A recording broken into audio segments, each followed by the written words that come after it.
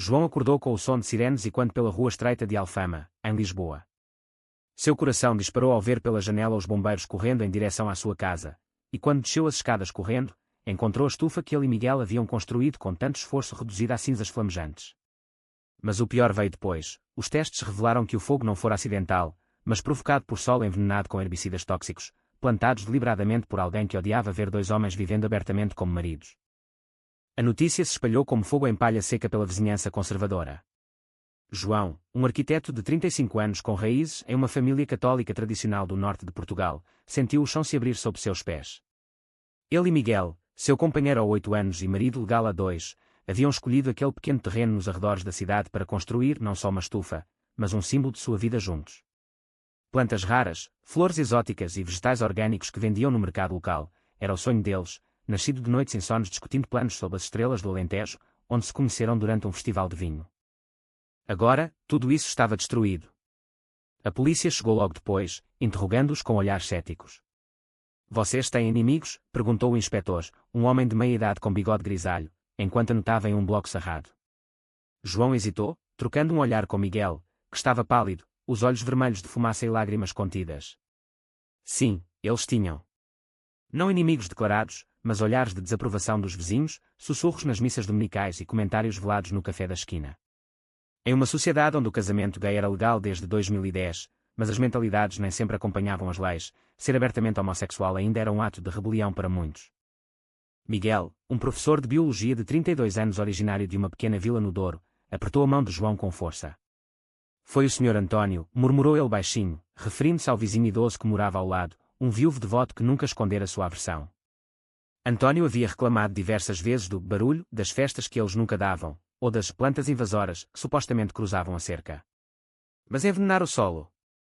Isso era um crime, uma traição que ia além do preconceito, era uma tentativa de apagar sua existência. Enquanto os bombeiros apagavam as últimas chamas, João sentiu uma onda de raiva misturada com medo. Como contar para sua família? Sua mãe, Dona Maria, uma mulher de 60 anos que ainda rezava o terço todas as noites pedindo que ele encontrasse o caminho certo, já havia sofrido um ataque cardíaco leve quando soube do casamento. Seu pai, um pescador aposentado de Aveiro, mal falava com ele desde então, enviando mensagens esporádicas que misturavam amor paternal com súplicas para não envergonhar a família. E agora isso, uma estufa destruída, um negócio arruinado, e a suspeita pairando como uma nuvem tóxica. Miguel, sempre o mais racional dos dois, tentou acalmá-lo. "Vamos reconstruir, amor. Isso não nos define." Mas João sabia que não era tão simples. A estufa não era só um hobby, era sua fonte de renda secundária, o que permitia que Miguel se dedicasse ao ensino sem preocupações financeiras. Sem ela, as dívidas se acumulariam, e a pressão externa só aumentaria. Naquela noite, deitados na cama, com o cheiro de fumaça ainda impregnado nas roupas, eles conversaram até o amanhecer. João confessou seus medos mais profundos, e se isso fosse um sinal de que nunca poderiam viver em paz? Miguel, com sua voz suave e convincente, rebateu: "Nós lutamos por isso. Não vamos desistir agora." No dia seguinte, a investigação começou de verdade. O inspetor voltou com amostras do solo, confirmando a presença de glifosato em concentrações letais. "Alguém sabia o que estava fazendo", disse ele, olhando para eles com uma mistura de pena e suspeita. João sentiu um nó na garganta. Por que suspeita? Será que achavam que eles mesmos haviam feito isso por seguro? A paranoia começou a se instalar. Enquanto isso, os vizinhos se reuniram em grupos sussurrantes na rua. Alguns ofereciam condolências tímidas, mas outros, como a senhora Rosa, uma viúva fofoqueira, comentavam abertamente: "Deus castiga quem vive em pecado." João decidiu confrontar António diretamente. Bateu na porta da casa vizinha, uma construção antiga com azulejos rachados, e esperou. O velho abriu, os olhos estreitos e hostis. "O que você quer aqui?" grunhiu. João, tremendo de raiva contida, perguntou: "Foi você?" "Por quê?" António riu, uma risada seca e amarga. "Eu? Por que eu faria isso? Vocês é que poluem o bairro com suas abominações." As palavras cortaram como facas, mas João não reagiu. Em vez disso, voltou para casa, o coração pesado com a certeza de que a batalha mal havia começado. À medida que os dias passavam, a tensão crescia. Miguel recebeu uma ligação anônima na escola, ameaçando de demissão se continuasse com essa vida imoral. João, por sua vez, perdeu um cliente importante em seu escritório de arquitetura, que alegou problemas pessoais, mas que ele sabia ser por causa dos boatos. A família de Miguel, mais liberal, ofereceu apoio, mas a de João permaneceu em silêncio, exceto por uma mensagem de sua irmã: "Mamãe está sofrendo. Pense no que você está fazendo com ela." O conflito interno de João se intensificava: amor versus lealdade familiar, felicidade versus aceitação social. Em uma noite chuvosa, eles sentaram à mesa da cozinha, planejando os próximos passos. "Precisamos de provas", disse Miguel, traçando um mapa mental no papel. João concordou, mas no fundo, questionava se valia a pena. O preço já era alto, noites sem dormir, discussões acaloradas, e uma rachadura sutil em seu relacionamento, onde o stress começava a se infiltrar. Mas eles persistiram, ignorando os olhares e os sussurros, determinados a reconstruir não só a estufa, mas sua vida juntos. A investigação policial avançava devagar, como um rio preguiçoso no verão alentejano. João e Miguel passavam horas na delegacia, respondendo a perguntas repetitivas que pareciam mais acusatórias do que investigativas. "Vocês têm seguro contra isso?" indagou o inspetor mais uma vez, erguendo uma sobrancelha. Miguel, perdendo a paciência, rebateu: "Sim, mas isso não significa que nós causamos o fogo. Estamos aqui para encontrar o culpado, não para sermos tratados como suspeitos." O inspetor deu de ombros, murmurando algo sobre motivos pessoais, que deixou João gelado. Enquanto isso, a comunidade se dividia. Alguns vizinhos, como o jovem casal heterossexual da casa ao lado, ofereceram ajuda para limpar os destroços, dizendo: "O amor é amor, não importa o gênero." Mas outros, influenciados pela igreja local, organizaram uma petição sutil contra comportamentos que ofendem a moral pública. António, o principal suspeito, negava tudo veementemente, alegando que estava na missa no momento do incidente. Sua filha, uma mulher de 40 anos que vivia em Porto, veio visitá-lo e defendeu-o publicamente no grupo de WhatsApp do bairro: "Meu pai é um homem de Deus, não um criminoso." João sentia o peso da dúvida corroendo sua alma. E se não fosse António? E se fosse alguém da família, tentando salvá-lo de si mesmo? Sua mãe ligou finalmente, a voz trêmula: "Filho, volte para casa. Deixe essa vida. Deus perdoa, mas a sociedade não." As palavras ecoaram em sua mente, reacendendo memórias de infância, missas obrigatórias, confissões forçadas, e o medo constante de ser diferente. Ele havia saído do armário aos 25 anos, após anos de negação, e encontrado em Miguel a paz que nunca tivera. Mas agora, o preço dessa paz parecia exorbitante. Miguel, percebendo o tormento de João, sugeriu uma terapia de casal. "Precisamos nos fortalecer, não nos deixar dividir." Eles marcaram uma sessão com uma psicóloga em Lisboa, uma mulher compreensiva que os ouviu sem julgar. "O preconceito externo pode se tornar interno se não for combatido", disse ela. João chorou pela primeira vez desde o incêndio, admitindo: "Eu me sinto culpado", como se nossa felicidade provocasse isso. Miguel o abraçou, sussurrando: "Não é culpa nossa. É deles." Mas a realidade batia à porta. As dívidas se acumulavam, reparos na estufa, perda de colheita, advogados para o caso. João trabalhou horas extras em projetos arquitetônicos, desenhando casas que outros viveriam felizes, enquanto a sua própria ruía. Miguel enfrentava bullying sutil na escola, alunos rindo pelas costas, colegas evitando no refeitório. Um dia, o diretor o chamou: "Há reclamações de pais. Talvez seja melhor você se manter discreto." Miguel saiu furioso, questionando se valia a pena continuar ensinando em um lugar assim. Em meio ao caos, uma reviravolta, um vizinho anônimo enviou uma carta com uma foto borrada de António comprando herbicidas em uma loja local. "Eu vi, mas tenho medo de testemunhar", dizia o bilhete. João e Miguel entregaram à polícia, sentindo um vislumbre de esperança. Mas António contra-atacou, espalhando rumores de que eles estavam inventando provas para difamá-lo. A tensão culminou em uma reunião comunitária na praça, onde vozes se ergueram: "Eles estão destruindo nossos valores tradicionais", versus "Deixem as pessoas viverem em paz." João, forçado a falar, subiu ao palanque improvisado. "Nós só queremos plantar nossas sementes e colher nossos frutos, como qualquer um. Porque isso ameaça vocês." Suas palavras ecoaram, mas foram recebidas com aplausos mistos e vaias. Naquela noite, ele e Miguel discutiram feio. João queria mudar de cidade, Miguel insistia em lutar. "Se fugirmos, eles vencem", disse Miguel. João rebateu: "E se ficarmos, perdemos tudo." A rachadura no relacionamento se ampliava, cada decisão uma potencial traição. Dias depois, a polícia interrogou António novamente, com a foto como evidência. Ele admitiu comprar o produto, mas para meu próprio jardim. Sem provas concretas, o caso estagnava. João, exausto, visitou sua família em Aveiro. Seu pai o recebeu friamente, você escolheu isso. Agora aguente. Mas sua irmã, mais compreensiva, confidenciou, mamãe chora toda noite. Ela ama você, mas não entende. João voltou para Lisboa com o coração dividido, questionando se o amor valia tanto sofrimento. Miguel, enquanto isso, descobriu uma traição menor. Um amigo comum havia vazado detalhes de sua vida privada para o grupo do bairro. Por quê? Perguntou ele, magoado. O amigo respondeu, eu pensei que estava ajudando, mostrando que vocês são normais. Mas o dano estava feito, ampliando a sensação de isolamento. Eles decidiram reconstruir a estufa aos poucos, plantando sementes resistentes, como metáfora de sua resiliência. Mas cada pá de terra remexida lembrava o veneno, e o custo emocional crescia. O outono chegou a Lisboa com chuvas torrenciais, lavando as ruas mas não as mágoas. João e Miguel trabalhavam na estufa reconstruída, uma versão modesta da original, com paredes de vidro reciclado e sol tratado. Cada planta que brotava era uma vitória pequena, mas o ar ainda cheirava a desconfiança. A polícia fechou o caso por falta de provas, deixando António impune e eles com uma sensação de injustiça profunda. João mergulhou no trabalho, projetando um edifício sustentável para uma ONG, mas sua mente vagava para dilemas éticos. Valia expor sua vida para combater o preconceito.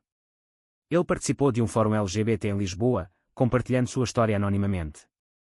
O veneno não foi só no solo, mas em nossos corações, disse, recebendo aplausos. Mas ao voltar para casa, encontrou Miguel discutindo com o vizinho, vocês estão nos forçando a aceitar algo contra a nossa fé. A pressão familiar de João atingiu o pico quando sua mãe sofreu outro problema de saúde. Venha-me ver, mas sozinho, pediu ela. João viajou para o norte, deixando Miguel para trás. Na casa familiar, cheirando a bacalhau e incenso, Dona Maria o confrontou, porque você escolhe o pecado em vez da família. João, com lágrimas nos olhos, respondeu, mãe, o amor não é pecado. Miguel é minha família agora. Ela chorou, mas não cedeu, forçando a uma escolha implícita, volta ao caminho reto, ou perca-nos.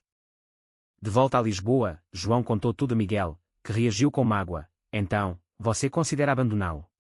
A discussão escalou para uma briga intensa, com acusações voando, você não entende minha família, versus, eles não entendem você. Pela primeira vez, dormiram em quartos separados, o silêncio mais doloroso que qualquer grito. João questionava suas escolhas, casar-se fora certo. Construir a estufa, um alvo visível, fora sábio. Miguel, por sua vez, enfrentava dilemas no trabalho. Um aluno gay confidenciou-se com ele, inspirado por sua coragem. O senhor me dá esperança, disse o menino. Isso reacendeu o fogo em Miguel, que decidiu organizar uma palestra sobre diversidade na escola. Mas pais conservadores protestaram, ameaçando boicote. O diretor o advertiu, escolha, sua carreira ou sua causa. Miguel optou pela causa, arriscando tudo. Uma traição maior veio à tona. A filha de António confessou à polícia que o pai havia admitido o crime em particular, mas ela o encobriu por lealdade familiar. Ele fez por amor à moral, disse ela, chorando. O caso reabriu, com António preso temporariamente. A vizinhança explodiu em debates, era justiça ou perseguição. João e Miguel receberam ameaças anônimas, forçando-os a instalar câmaras. Em meio ao turbilhão, eles tiveram um momento de reconciliação. Sentados na estufa sob a lua, Miguel disse, nós pagamos caro, mas olha o que crescemos. João concordou, mas o custo era visível, rugas prematuras, noites insones, amigos perdidos. A família de João cortou contato temporariamente, uma ferida aberta. Miguel perdeu promoções no trabalho, uma troca amarga. O julgamento de António se aproximava, prometendo mais confrontos. João testemunharia, expondo sua vida privada ao escrutínio público. Estou pronto? Perguntou-se ele.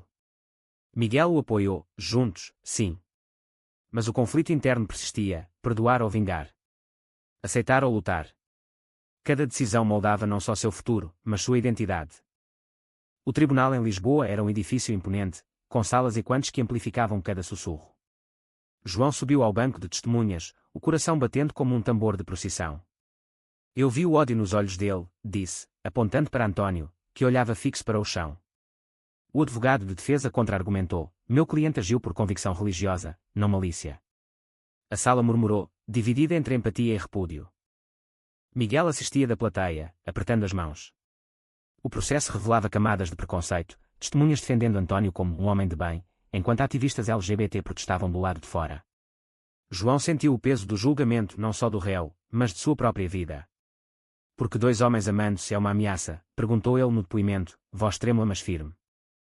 A família de João apareceu inesperadamente, sua mãe e irmã, sentadas no fundo, expressões mistas de dor e curiosidade. Após a sessão, Dona Maria o abraçou. Eu vim ver, filho. Ainda não entendo, mas te amo. Foi um vislumbre de esperança, mas o pai ausente doía como uma ausência gritante. Miguel, ao ver a cena, sentiu ciúmes misturado com alívio, talvez eles mudem. Antônio foi condenado a multa e serviço comunitário, uma vitória parcial. Mas o dano persistia, boatos continuavam, e a estufa, embora reconstruída, vendia menos por medo de contaminação. João e Miguel enfrentavam agora o custo financeiro, empréstimos para cobrir perdas, horas extras exaustivas. Valeu a pena? Perguntou João uma noite. Miguel respondeu, sim, porque mostramos que não nos calamos. Mas novas rachaduras surgiam. Miguel recebeu uma oferta de emprego em Espanha, mais liberal. Podemos começar de novo, sugeriu. João hesitou. Deixar Portugal significava abandonar raízes, família em reconciliação incipiente. A discussão virou confronto, você quer fugir, versus quer proteger-nos.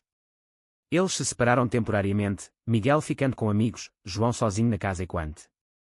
Nessa solidão, João refletiu sobre escolhas passadas, negar sua sexualidade na juventude, magoando namoradas inocentes, sair do armário, perdendo amigos, casar com Miguel, ganhando amor mas enfrentando ódio. Cada decisão tinha um preço, uma troca moral. Ele visitou um padre progressista, buscando orientação. Deus ama todos, disse o padre. Mas a sociedade distorce isso. Miguel, enquanto isso, lidava com sua própria culpa, havia pressionado João demais. Sua família, mais apoiadora, o aconselhou, o amor requer sacrifícios mútuos. Ele voltou, e eles conversaram honestamente, eu fico, se você quiser lutar.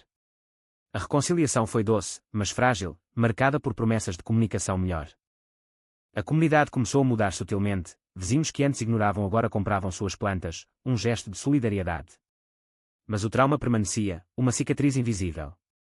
João escreveu um artigo para um jornal local, expondo sua jornada, o veneno no sol foi só o começo. O verdadeiro tóxico é o preconceito. Recebeu cartas de apoio e ódio, ampliando o debate. Com o tempo, eles expandiram a estufa, transformando-a em um centro de educação ambiental e diversidade. Alunos de Miguel visitavam, aprendendo sobre plantas e tolerância. Mas o custo pessoal era indelével, saúde mental abalada, relacionamentos tensionados, e uma vigilância constante. Anos se passaram, mas as sombras do incidente ainda pairavam sobre João e Miguel. A estufa florescia, um oásis verde em meio à urbanidade de Lisboa, atraindo turistas e locais curiosos. Eles se tornaram símbolos locais de resiliência LGBT, palestrando em eventos e inspirando outros casais. Mas por trás das aparências, as feridas internas latejavam. João reconectou-se parcialmente com a família, visitas esporádicas, conversas cautelosas. Sua mãe, aos poucos, aceitava Miguel, convidando-o para jantares natalinos. Eu rezei muito, confessou ela. O pai, porém, permaneceu distante, uma perda que João carregava como uma mochila pesada.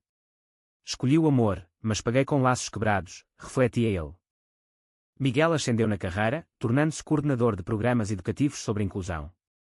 Mas o stress cobrava, noites de insomnia, terapia contínua. Ele admitiu uma vez, às vezes, me pergunto se sem o incidente, seríamos mais felizes. João concordou, mas seríamos nós mesmos. Suas decisões moldaram-nos, forjando uma união mais forte, mas marcada por cicatrizes. Antônio, após cumprir pena, mudou-se, mas seu legado de ódio persistia em outros. Novos incidentes, pichações, ameaças online, testavam sua determinação. Eles fundaram uma associação contra a discriminação, transformando dor em ação. Cada planta que cresce é uma rebelião, dizia Miguel. No entanto, o conflito moral central permanecia, até onde ir pela autenticidade. João questionava se expor tanto valer ao sofrimento imposto a entes queridos. Miguel via como necessário, silêncio é cumplicidade. Suas discussões noturnas evoluíram para diálogos profundos, fortalecendo o laço. Em uma tarde ensolarada, sentados na estufa, eles colhiam tomates maduros. Olha o que construímos das cinzas, disse João. Miguel sorriu, sim, mas a um custo. Eles sabiam que a jornada não acabara, sociedade mudava devagar, e o preço da liberdade era vigilância eterna. A história deles inspirou debates, em fóruns, artigos, conversas familiares.